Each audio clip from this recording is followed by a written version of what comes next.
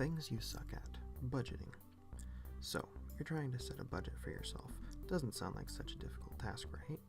Let's list off all of the bills that have to be paid.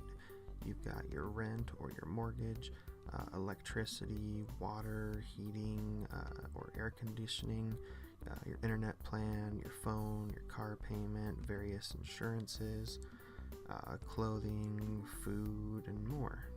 There are definitely a few others, but those are just the main ones that we're looking at. The average yearly salary for someone in the United States is about $46,000. So let's move forward on that baseline. $46,000 breaks down to an average of about $3,800 per month, and then after taxes, let's say about $2,700. So you're getting roughly $1,350 every 2 weeks. Well, time to see how much money I don't have this month. $1,200 for the mortgage, water and utilities about another $300, car insurance runs me $450, internet's $150, and my combined insurances are about $300. So if we add that up, holy shit, $2,400. That leaves me $300 a month for everything else. I spent $100 a week on groceries alone. How the hell am I supposed to survive? What about clothes and gas and my Pornhub subscription? What the hell? God damn it, I guess I'm gonna have to drive for Uber. With all these bills to pay, there has to be some way to cut corners. If you've got your own house and not an apartment, you can't really go to a different place without losing a good amount on your investment, so moving may be out of the picture. Well, I guess I could downsize my car to something more affordable. Doesn't sound fun, but if I have to. As you look up the native value on your car, you see just how much money you have lost on the value from the time that you drove it off the lot. But this may only be your only choice. So the next step may be to go out and look for a different car. Well, we got this 1978 Pinto right over here. It's got a motor that still runs sometimes. Sorry, you got to refill daily, get a quarter mile a gallon, and may or may not give you herpes. Only $4,000? What do you say, sir? The other cars out there that you could switch to may or may not be as disturbing as this one, but one way or another, you will be downgrading.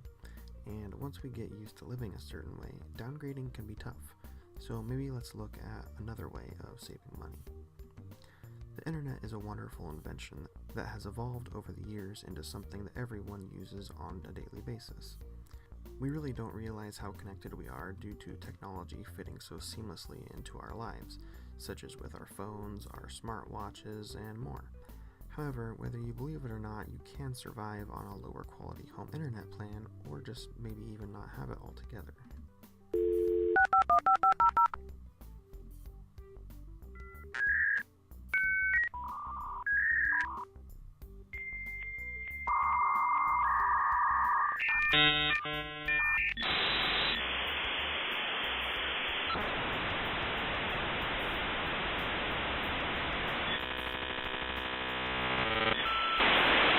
If you're going to get speeds like that, you may as well just cancel your plan altogether and use public Wi-Fi. I mean, after all, restaurants, coffee shops, libraries, and more all offer free internet.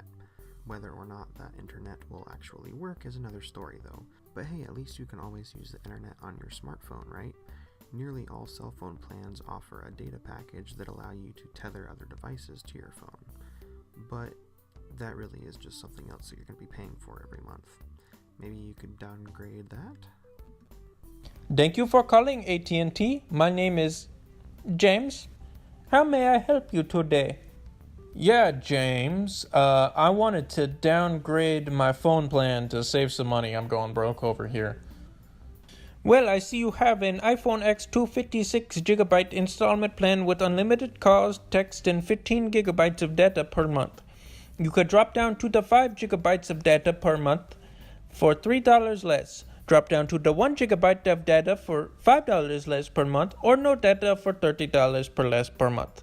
However, we do require a data plan to keep your smartphone on our service.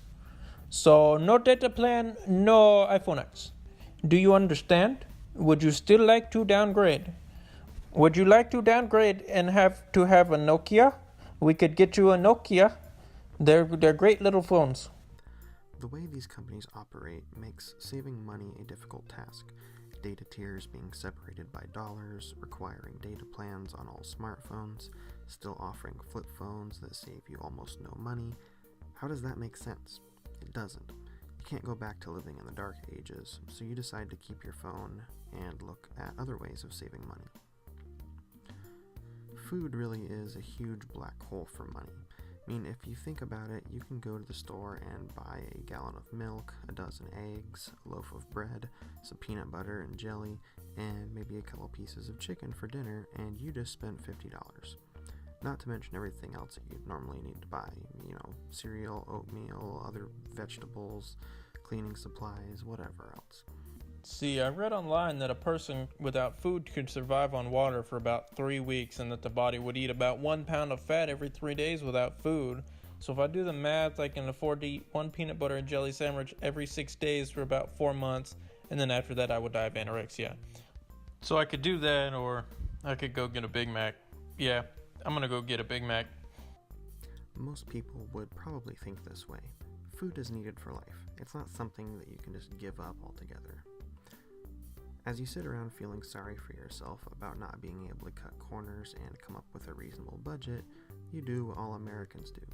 You buckle down, become responsible, get another job, work harder, and find a way to make ends meet. Yeah, right, who are we kidding?